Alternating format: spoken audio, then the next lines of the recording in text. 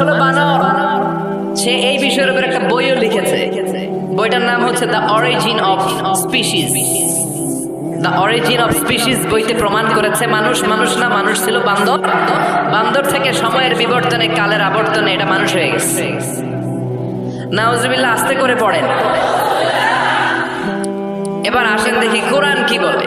আসলে কি পেটের সমস্যা, না যৌন সমস্যা, না বান্দ্রামির সমস্যা? আল্লাহ বলে না, পেট সমস্যা মানুষের বড় সমস্যা না, যৌন সমস্যা মানুষের বড় সমস্যা না। মানুষ কশিন কালেও বানর থেকে দুনিয়ার বুকে আসে নাই। মানুষ হলো আশরাফুল মাখলুকাত। আশরাফুল মাখলুকাত, সৃষ্টি সেরা। তার শ্রেষ্ঠত্ব আল্লাহ এত দিয়েছে, মাটি দিয়ে তাকে তৈরির পর নূরের ফেরেশতা তাকে সেজদা দিতে বাধ্য হয়েছে। তুমি মাটির আদমকে প্রথম সৃষ্টি করিয়া ঘোষণা করিয়া দিলে শ্রেষ্ঠ বলিয়া, তাই তো নূরের ফেরেশতা করে আদমকে সেজদা। পড়েন, তাই তো নূরের ফেরেশতা করে আদমকে সেজদা। সবার চেয়ে সম্মান দিলে মাটির আদমকে। সবাই পড়বে আল্লাহু আল্লাহু, তুমি জাল্লে জালালুহু, শেষ করা তো যায় না গে তোমার গুণগান। আল্লাহু আল্লাহু, পড়েন আল্লাহু আকবার। আল্লাহ বললেন না পেটের সমস্যা বড় সমস্যা না, যৌন সমস্যা বড় সমস্যা না। মানুষ বানর থেকে আসে নাই, মানুষ হলো আশরাফুল মাখলুকাত। ওয়ালাকাদ কাররামনা বানি আদম ওয়া হামালনাহুম ফিল বাররি ওয়াল বাহরি ওয়া রাযাকনাহুম মিনাত তাইয়্যিবাত ওয়া ফাদ্দালনাহুম আলা কাসীরিম মিম্মান খালাকনা তাফদীলা। পড়েন সুবহানাল্লাহ। আমি মানুষকে অনেক সম্মান দিয়েছি, জলে স্থলে বিচরণের সুযোগ করে দিয়েছি, পবিত্র খাবার তার জন্য রিজিক হিসেবে দিয়েছি, আর মানুষকে সব সৃষ্টির মধ্য থেকে শ্রেষ্ঠত্ব দিয়েছি। কার কথা? দলিল পাইছেন? ওয়ালাকাদ কাররামনা বানি আদম। I have dignified the status of the sons of Adam and Eve. আদমের সন্তানদেরকে আমি পৃথিবীতে সবচাইতে বেশি সম্মান দিয়েছি। কেমনে আদম বানর থেকে আসবে? আদমরে তো আমি বানাইছি। লাম্মা খালাকাল্লাহু আদামা ওয়া কানা তুলুহু 60 যিরাআন। বুখারীর বর্ণনা, আল্লাহ বললেন আদমকে যখন আমি বানালাম 60 গজ লম্বা করে বানালাম। 60 যিরাআন, বুখারীর বর্ণনা, সহিহ বুখারীর রেফারেন্স। যখন আদমকে আমি বানিয়েছি 60 হাত লম্বা করে বানিয়েছি। তোমরাও যখন জান্নাতে যাবে 60 হাত লম্বা হয়ে যাবে। আদম আলাইহিস সালামকে আল্লাহ কয় হাত লম্বা করে বানালেন? আমনে কয় হাত? আমি কয় হাত? কথা কন। ফেরাউন কয় হাত? এবার খাইছে ধরা।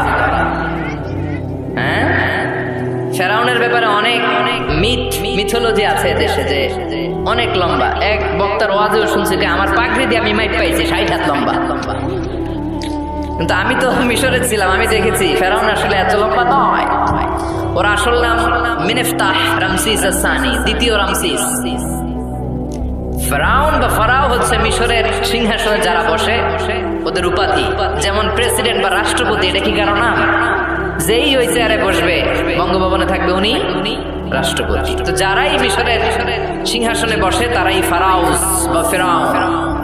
এই ফেরাউনের সাথে কিন্তু আমি কথা কইছি, বিশ্বাস হয় না? তবে এক পেশে কথা, মানে ও কথা কয়নি, আমি কইছি খালি। ও মিয়া এক পেশে কথা হয় না? আপনারা মাঝে মাঝে আল্লাহর সাথে কথা কন না? বলি না আল্লাহ রে অসুস্থ, তুমি দেখো না, সুস্থ করে দাও আল্লাহ। বলি না আমরা বিড়বিড় করে কথা? তো বলি, এক পেশে কথা। তো ফেরাউনের সাথেও আমি বলছি। মিশরে যে আমার অনেক আকাঙ্ক্ষা ছিল যে এইটারে দেখতে হবে, তো ফ্রিতে দেখেছি, ফর ফ্রি। আমাদের আল আজহার ইউনিভার্সিটির যে কার্ড ছিল, ওই কার্ড ছিল জামিয়াতুল আজহার শরীফের কার্ড, ওটা দিয়ে আবার ফ্রিতে অনেক জায়গায় যাওয়া যায়। তো একবারই দেখেছি আমি মিশরের রাজধানী কায়রোর যে জাতীয় জাদুঘর, ওদের রয়্যাল মমিস চেম্বারের 2nd ফ্লোরে ওকে শোয়া রাখা হয়েছে। তো অনেক আশা ভরসা নিয়ে গেলাম। ঢুইকাই দেখি ওই রুমের ভিতরে ফেরাউন চাচা শুয়ে রয়েছে। তো যেই ফেরাউনকে জিজ্ঞেস করলাম, হেই ম্যান, হোয়াটস আপ? কেমন আছো? কিন্তু ওর মুখ দিয়ে কোনো কথা নাই। অনেক কিছু জিজ্ঞেস করলাম যে তোর এত বড় কলিজা হইলো কেমনে, তুই আমার নবী মুসারে ধমক দিলি কি করে? আল্লাহর পয়গম্বরকে তুই ধমক দিয়েছিস, তোর এত বড় বকের পাটা কে দিয়েছে? অনেক কথা বললাম, কিন্তু আজকে ওর কোনো আওয়াজ নাই। আমিও পাইছি সুযোগ, আমারে করার সুযোগ নাই। ইচ্ছা মতো দোলাই করলাম ফেরাউনরে। আল্লাহু আকবার। ওর ধমকিতে নাকি মিশরের জমিন কাঁপতো, কিন্তু আজকে ওরা শুটকি বানায় রাখছে কে? এজন্য ওর মতো গাদ্দারে যদি এখনো কেউ করে, ওর থেকে শিক্ষা নেওয়ার দরকার আছে না নাই? খেয়াল রাখবেন, আল্লাহ ফেরাউনকে অনেক ছাড় দিয়েছে কিন্তু ছেড়ে দেয় নাই। আল্লাহর সুন্নাত হচ্ছে আল্লাহ ছাড় দেয়, ছেড়ে দেয় না। আল্লাহ কি দেয়? কি দেয় না? ফেরাউনরে কি দিছিল? কি দেয় নাই? নমরুদরে কি দিছে? কি দেয় নাই? আবু জাহেলকে ছাড় দিয়েছে, ছেড়ে দেয় নাই। এখনো যদি ফেরাউনের পথে কেউ হাঁটে, ওকে আল্লাহ দেখা যাবে ছাড় দিচ্ছে কিন্তু ছেড়ে দিবে না। চিল্লা বলো ঠিক। আল্লাহ বললেন চোর যদি চুরি করে হাত কেটে দেয়, কার আইন? السارق والسارقة فاقطعوا أيديهما جزاء بما كسبا نكالا من الله والله عزيز حكيم। এটা কার কথা? If anyone steals something very precious from the society, the government should cut down his right hand. চুরি করলে যদি সাক্ষী সামন্তের দ্বারা প্রমাণিত হয়, আল্লাহর আদেশ হচ্ছে ওর ডান হাতটা কোপ মেরে কেটে দেয়। তবে এটা আমরা কাটবো না, এটা গভর্নমেন্ট কাটবে, কিন্তু আইনটা কার? এদিকে কোনোভাবে এটারে উল্টাপাল্টা করার সুযোগ আছে? খেয়াল করে শুনেন। মাদিনাতে বানু মাখজুমিয়া গোত্রের এক মেয়ে চুরিতে ধরা পড়ল। এখন এই মেয়ে ছিল অনেক বংশীয় একটা মেয়ে। সাহাবারা দেখলো এই মেয়ের হাত যদি বিশ্বনবী কেটে দেয়, তাহলে তো মদিনাতে মারামারি লেগে যাবে। সবাই ভাবলো বিশ্বনবীরে বলি, নবী মাফ করে দেন, কেটে দিয়েন না। কিন্তু বিশ্বনবীর সামনে দাঁড়িয়ে বলার সাহস কারো হয় না। বিশ্বনবীর পালক পুত্র যায়েদ বিন হারেসা, তার ছেলে উসামারে বিশ্বনবী বড্ড ভালোবাসে। ওনাকে বলা হতো হুব্বু রাসূলিল্লাহ, বিশ্বনবীর ভালোবাসা। সবাই বলে উসামা আমরা পারবো না, তুই যা বিশ্বনবীর কাছে যে সুপারিশ কর, নবী যেন মেয়েটার হাত কেটে না দেয়। উসামা যে ডাক দিয়ে বলে, নবী এই মেয়েটার হাত কেটে দিয়েন না। বিশ্বনবীর চেহারাটা মুহূর্তের মধ্যে আগুনের গোলার মতো লাল হয়ে যায়। রেগে গেলেন, বললেন উসামা এত বড় সাহস তুই পেলি কই? এটা আল্লাহর আইন। লাউ কানাত ফাতিমাতু বিনতি মুহাম্মাদিন সারাফাত লাকাতা মুহাম্মাদুন ইয়াদাহা। ওই বনু মাখজুমিয়া গোত্রের মেয়ে তো অনেক কাছের কথা, আমার কলিজার টুকরা নয়নের পুটুলি ফাতেমাও যদি চুরি করে ধরা পড়ে, তার ডান হাত কেটে দিতে আমি বিশ্বনবী এক সেকেন্ডও দেরি করব না। আইনটা কার? এই চোরের বিচার হোক আমরা চাই কি চাই না? একটা চোরের বিচার যদি আমাদের 17 কোটি মানুষের প্রধানমন্ত্রী মাননীয় প্রধানমন্ত্রী শেখ হাসিনার তত্ত্বাবধানে জাতীয় মসজিদ বাইতুল মোকাররমের সামনে যদি একটা বড় চোরের হাত কেটে দেয়া হয়, আর সবগুলো টেলিভিশন চ্যানেল যদি লাইভ সরাসরি সম্প্রচার করে, আমরা সবাই যদি দেখি, বাংলার জমিনে আর কোনো চোর খুঁজে পাওয়া যাবে? এই কোরআনের বিধানগুলো বাংলার জমিনে কায়েম হোক আমরা চাই কি চাই না? তবে লাউ সুর, কদু সুর, মুরগি সুর এই সুর না, এগুলা পরে আরো বড় সুর আছে, যারা এক সিগনেচার দিয়ে দেশের হাজার কোটি টাকা শেষ করে দেয়, যারা শেয়ার বাজারে লুটে পুটে খেয়ে ফেলে, হলমার্ক শেষ করে দেয়, দেশের টাকা বিদেশে পাচার করে দেয়, এরকম ডাকাত আছে না নাই? এই ডাকাতগুলোর বিচার সবার আগে হওয়া দরকার। এই বিধানটা কার? আল্লাহ। আল্লাহ 7টা টেকটনিক প্লেট তৈরি করলেন। 7 tectonic plates create the mountain range on earth। 7টা টেকটনিক প্লেট পৃথিবীতে পাহাড় তৈরি করেছে। আল্লাহ 7টা পাহাড় দিয়ে পৃথিবীর কাঁপাকাঁপি বন্ধ করে দিলেন। ফেরেশতারা এটা দেখে অবাক। ফেরেশতারা বললেন, আল্লাহ পৃথিবী কাঁপছিল আর আপনি পাহাড় কেটে দিয়ে পৃথিবীর কাঁপাকাঁপি থামিয়ে দিলেন, পাহাড়ের এত শক্তি? হাল মিন খালকিকা আশাদ্দু মিনাল জিবাল। হে আল্লাহ, আপনার সৃষ্টির মধ্যে পাহাড়ের চাইতে শক্তিশালী কি কিছু আছে? সুবহানাল্লাহ কইবেন না? আল্লাহ বললেন না, আছে। সেটা হচ্ছে আল হাদিদ, মানে লোহা। কারণ লোহা পাহাড়ের ভিতরে ঢুকাই দেওয়া যায়। সুবহানাল্লাহ বাড়িতে গিয়ে বললেন। আবার আল হাদিদ নামে আল্লাহর কোরআনে একটা সূরা আছে না নাই? সূরার নাম কি? সবাই বলেন। ওয়া আনজালনাল হাদিদা ফীহি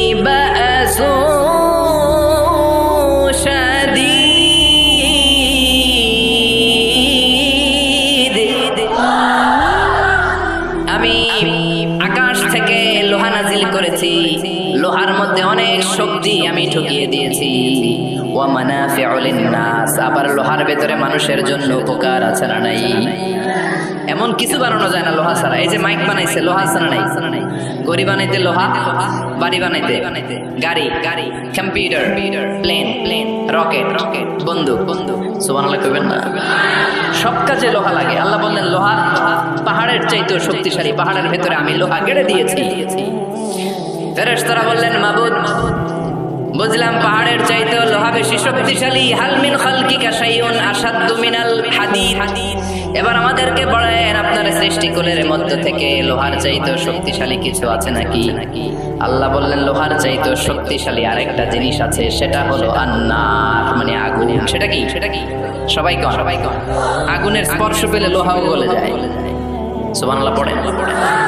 ফেরেশতারা বললেন আল্লাহ আগুনের চাইতেও শক্তিশালী কিছু আছে নাকি? আল্লাহ বললেন আছে।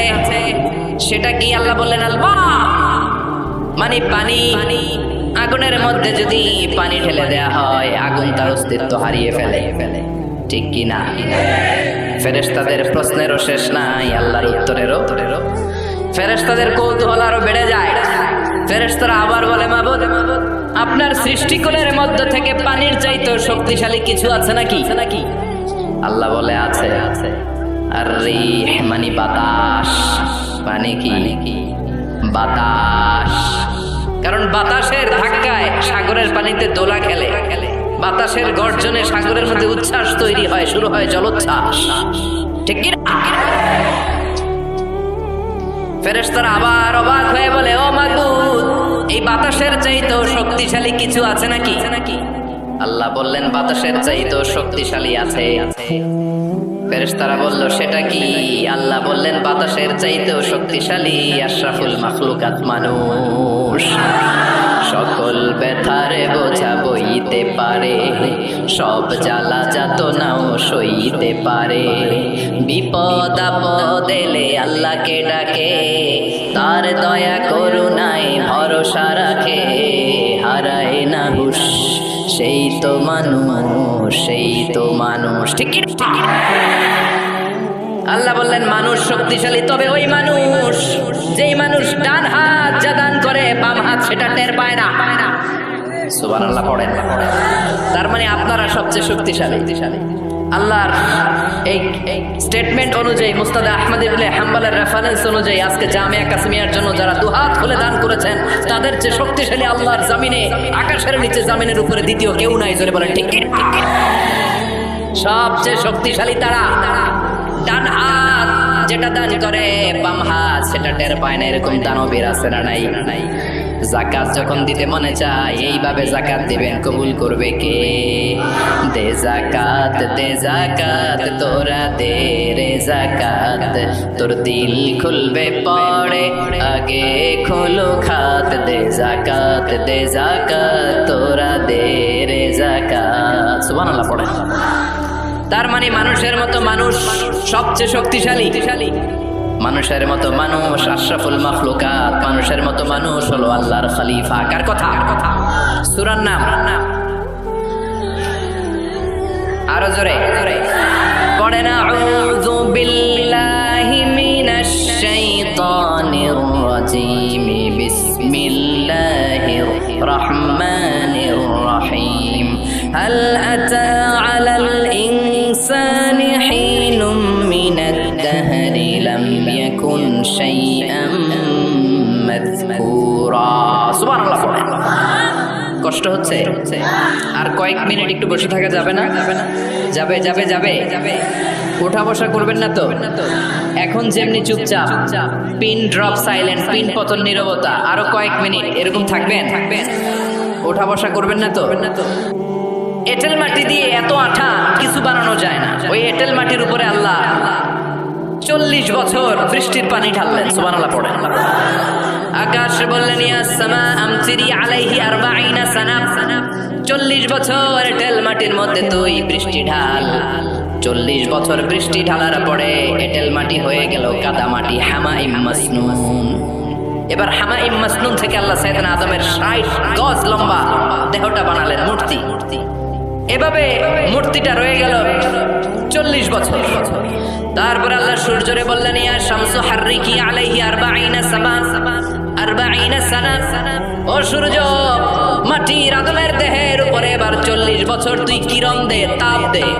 40 বছর মাটির আদমের দেহের উপরে যখন সূর্যের তাপ পড়ে গেল, আদম হয়ে গেল সলসালিন কাল ফাখার, টনটনে মাটি। সুবহানাল্লাহ। তাহলে প্রথমে এঁটেল মাটি 40 বছর, কাদা মাটি 40 বছর, টনটনে টোকা মারলে এরকম ঠন ঠন আওয়াজ হয়, এরকম সলসালিন কাল ফাখার, এরকম ছিল 40 বছর। 3 40 কত?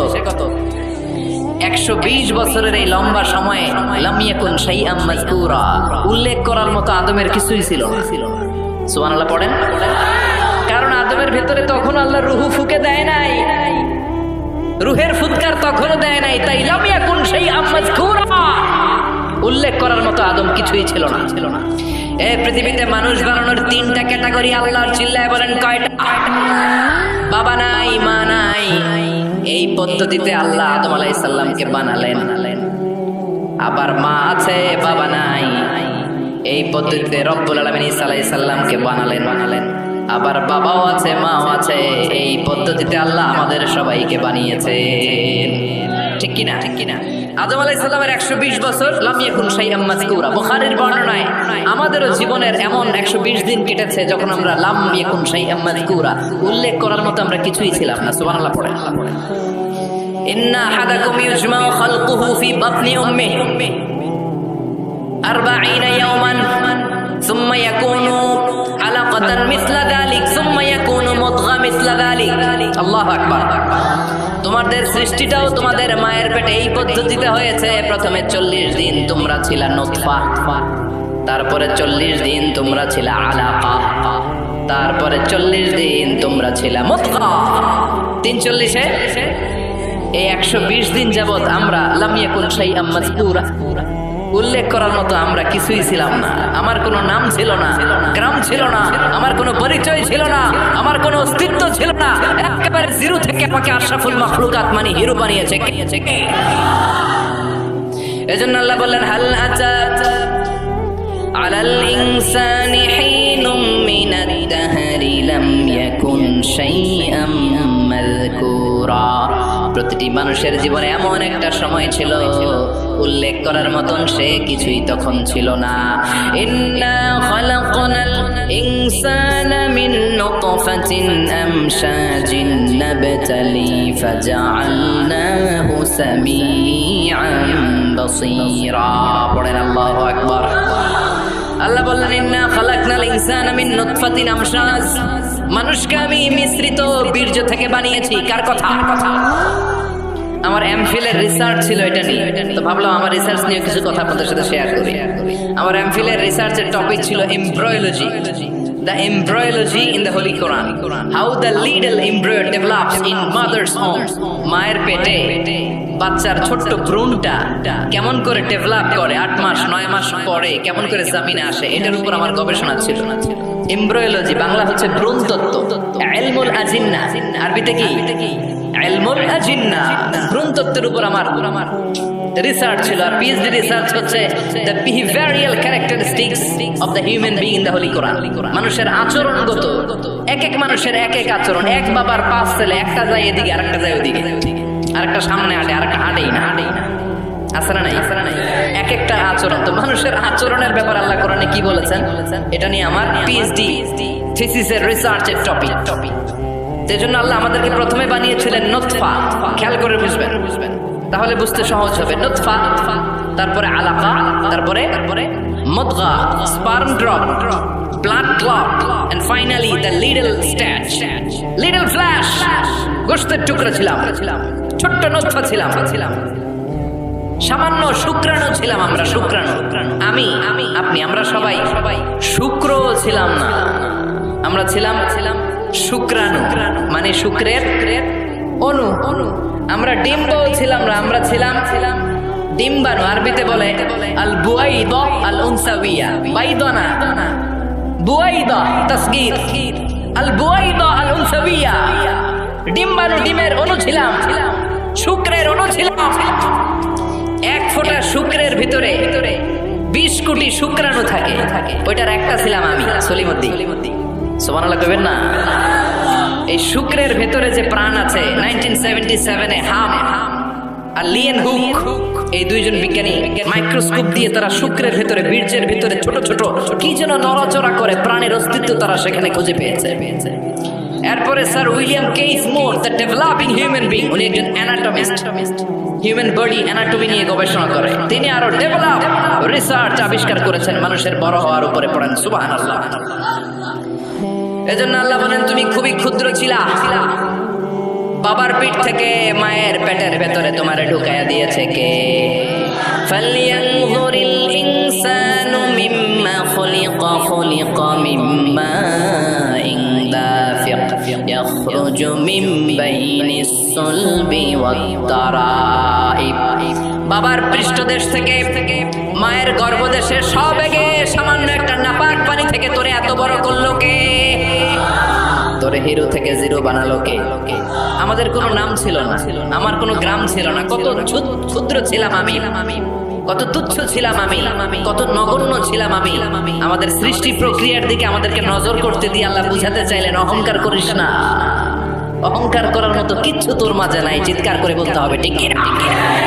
আসসালামু আলাইকুম প্রিয় দিনী ভাই ও বোনেরা, আশা করি আল্লাহর রহমতে সবাই সুস্থ আছেন এবং ভালো আছেন। আমাদের এই চ্যানেলে প্রতিনিয়ত ওয়াজ মাহফিলের এবং শিক্ষণীয় ভিডিও আপলোড করা হয়। প্রতিনিয়ত ওয়াজ মাহফিলের ভিডিও পেতে আমাদের এই চ্যানেলটি সাবস্ক্রাইব করে পাশে থাকবেন এবং ভিডিওটা কেমন হয়েছে অবশ্যই কমেন্ট বক্সে জানাবেন। ধন্যবাদ। আসসালামু আলাইকুম।